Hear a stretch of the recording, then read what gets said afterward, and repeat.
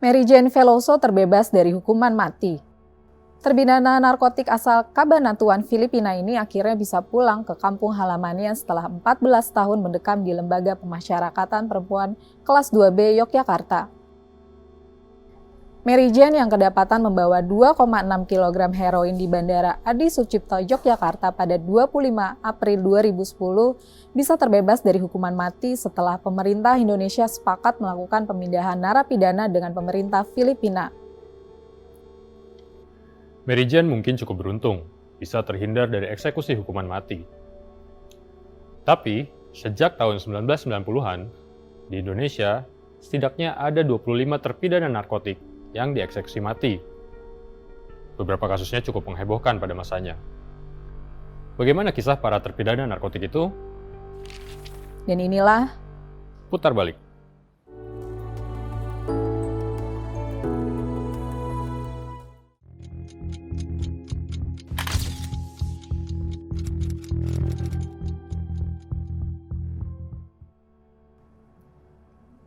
sebagai negara yang masih menerapkan hukuman mati, Indonesia mengatur vonis pidana terberat ini dalam beberapa ketentuan.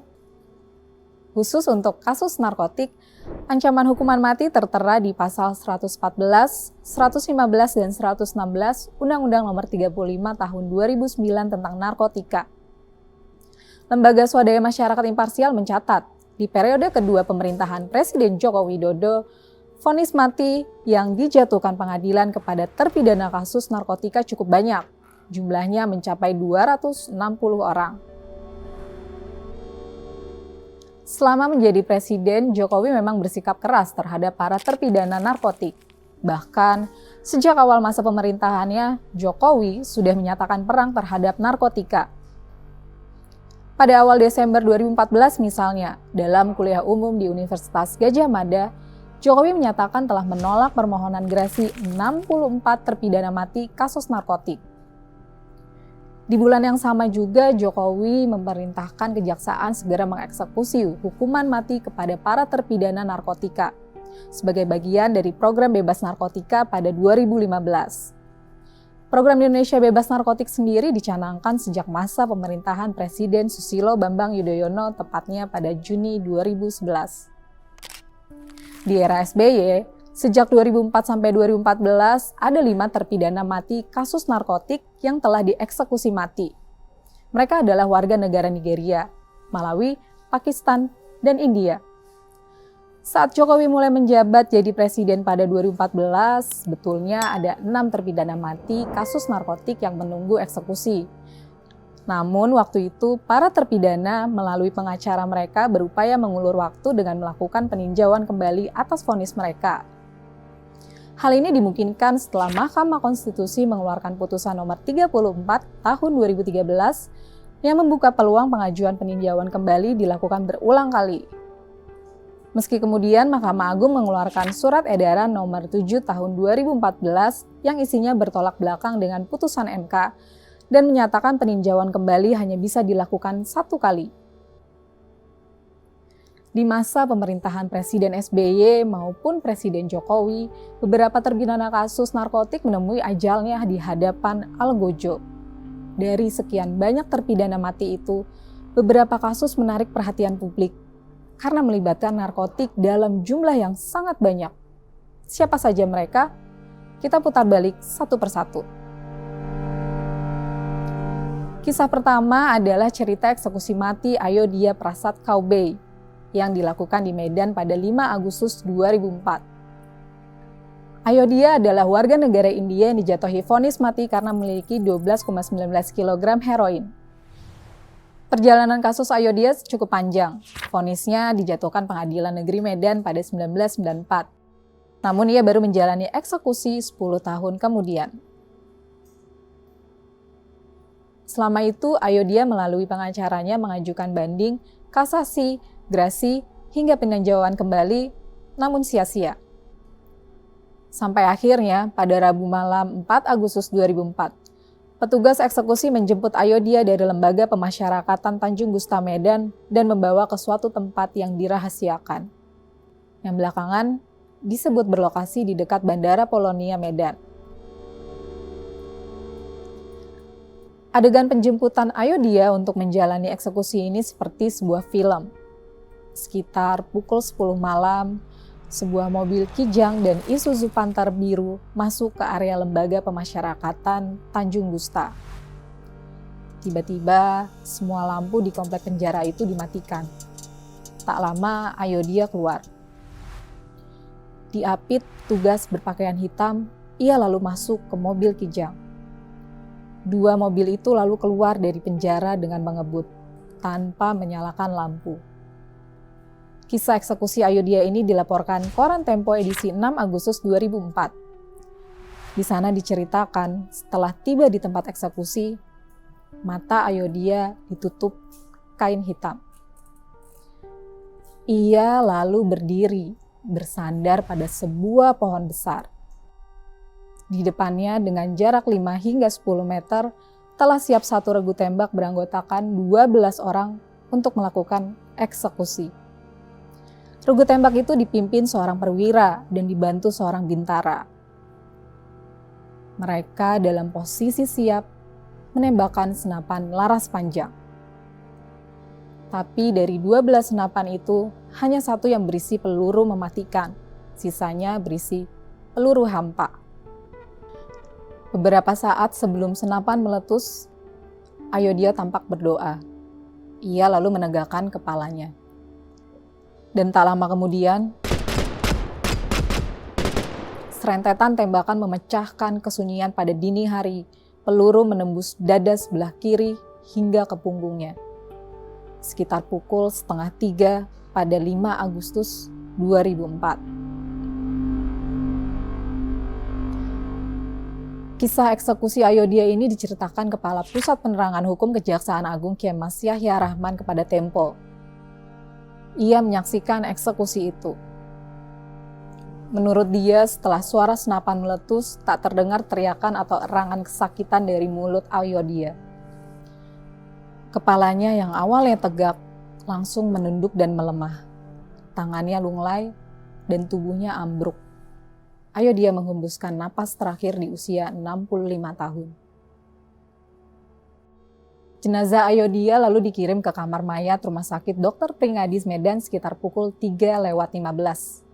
Dan ketika subuh, jenazah Ayodhya dibawa ke pemakaman kayu besar di Jalan MH Tamrin, Medan. Kabar eksekusi mati Ayodhya ini menuai reaksi keras dari banyak negara di Uni Eropa. Mereka menentang eksekusi mati karena melanggar hak asasi manusia. Meski diprotes banyak pihak, toh Indonesia masih terus melakukan eksekusi mati kepada sejumlah terpidana.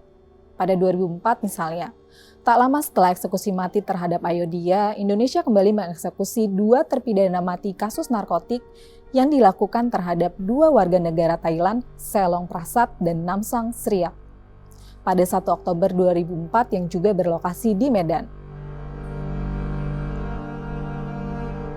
Pada 2009, pemerintah melakukan moratorium eksekusi mati bagi terpidana. Namun kebijakan itu hanya bertahan 4 tahun. Pada 14 Maret 2013, Kejaksaan Agung kembali melaksanakan eksekusi mati. Kali ini dilakukan terhadap terpidana kasus narkotik Adami Wilson di Pulau Seribu, Jakarta.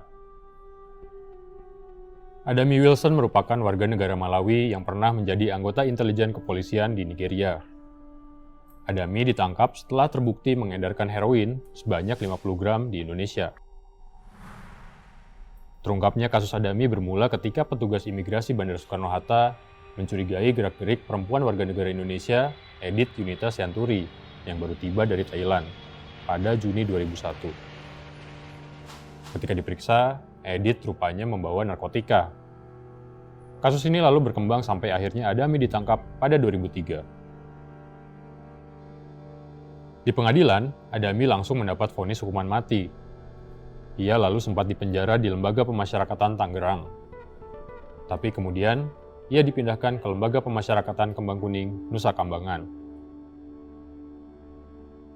Rupanya pada September 2012, Adami kembali ditangkap oleh petugas Badan Narkotika Nasional atau BNN ketika sedang menjalani perawatan di rumah sakit di Cilacap. Waktu itu, Adami diduga kuat tetap mengendalikan peredaran narkotika jenis sabu dari dalam penjara.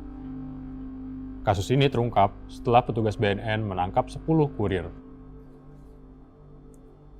Setelah 10 tahun mendekam di penjara, Adami pun mati di tangan para eksekutor. Ia mengembuskan napas terakhir di usia 48 tahun.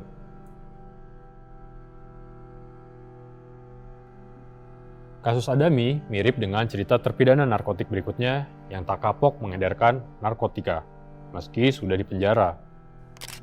Sosok itu adalah Freddy Budiman yang kasusnya sempat menghebohkan karena ia terpergok memproduksi narkotika di Lembaga Pemasyarakatan Cipinang, Jakarta. Freddy Budiman merupakan gembong besar narkotik di Indonesia. Sejak tahun 1990-an, ia berkali-kali ditangkap dan dijebloskan ke penjara. Pada 2009, Freddy kembali ditangkap dalam kasus kepemilikan 500 gram sabu. Waktu itu, ia divonis penjara 3 tahun 4 bulan. Freddy sempat lepas dari penjara pada 2011, tapi kembali menjual narkotik dan ditangkap pada 2011. Waktu itu barang buktinya adalah 300 gram heroin, 27 gram sabu, dan 450 gram bahan pembuat ekstasi. Kasus ini bahkan turut menyeret 4 anggota kepolisian yang berkomplot dengan Freddy mengedarkan narkotika. Freddy lalu divonis 9 tahun penjara dan dijebloskan ke Lembaga Pemasyarakatan Cipinang. Tapi, di dalam penjara, rupanya ia tetap mengendalikan peredaran narkotik. Bahkan, ia mendirikan pabrik narkotik di ruang tahanannya yang bisa menghasilkan 2 kg sabu setiap kali produksi. Ia juga terbukti mengatur penyelundupan 1,4 juta butir ekstasi dari Cina pada Mei 2012. Setahun kemudian, dalam persidangan, akhirnya Freddy dijatuhi vonis hukuman mati. Eksekusi mati Freddy Budiman dilakukan 4 tahun kemudian, tepatnya pada 29 Juli 2016, di lapangan tembak Panaluan, Nusa Kambangan. Pada hari yang sama, 2 terpidana mati kasus narkotik lainnya, Syekh Osmane dan Humphrey Ejike, juga menjalani eksekusi mati. Kisah eksekusi Freddy ini dilaporkan Tempo dalam artikel berjudul Permohonan Terakhir Sebelum Eksekusi yang terbit pada 14 Agustus 2016. Di artikel itu Tempo menggambarkan detik-detik terakhir Freddy yang disebut sudah banyak berubah. Ketika itu, ia jadi lebih rajin beribadah dan membaca kitab suci, serta berpuasa Senin Kamis. Beberapa hari menjelang eksekusi, Freddy sempat dikunjungi saudara dan anaknya. Ia juga menelepon adiknya, Joni Suhendra alias Latif, yang mendekam di Lembaga Pemasyarakatan Salemba setelah divonis seumur hidup karena mengedarkan sabu. Joni merupakan tangan kanan Freddy. Tapi, kepada jaksa, Freddy menyatakan adiknya itu tak bersalah. Ia bahkan meminta adiknya tak ikut dihukum mati. Kemudian Freddy juga sempat menelepon Henny Christoffel, perempuan berusia 35 tahun yang ia nikahi pada 2015 di Nusa Kambangan.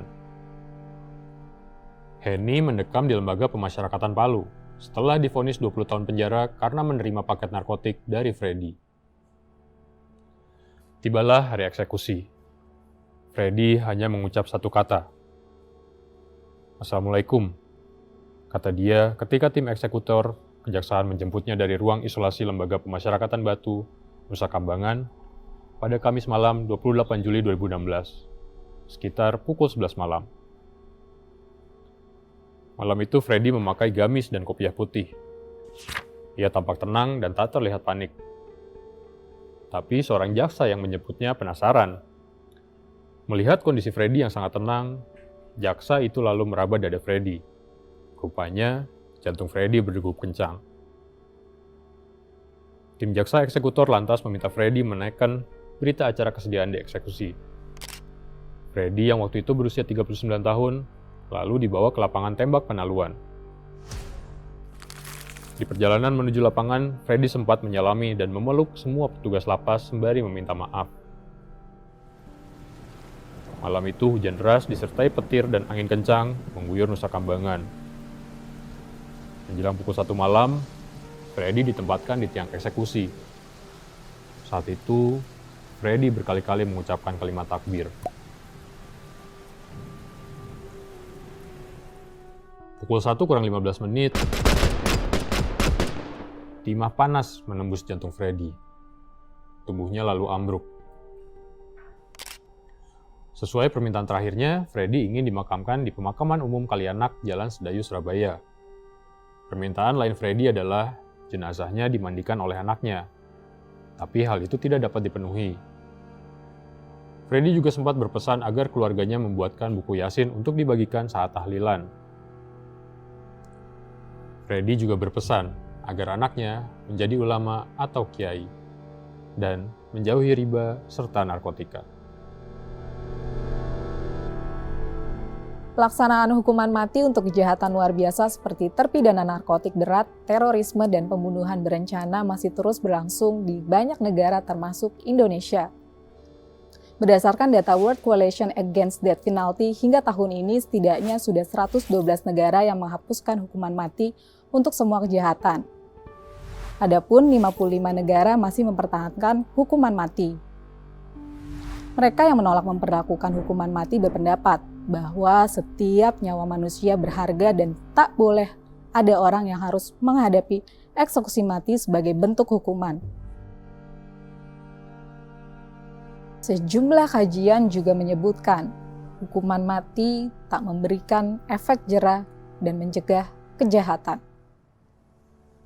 Nah, Sobat Tempo, bagaimana menurut kamu? Apakah Indonesia masih layak memberlakukan hukuman mati? Tulislah pendapatmu di kolom komentar.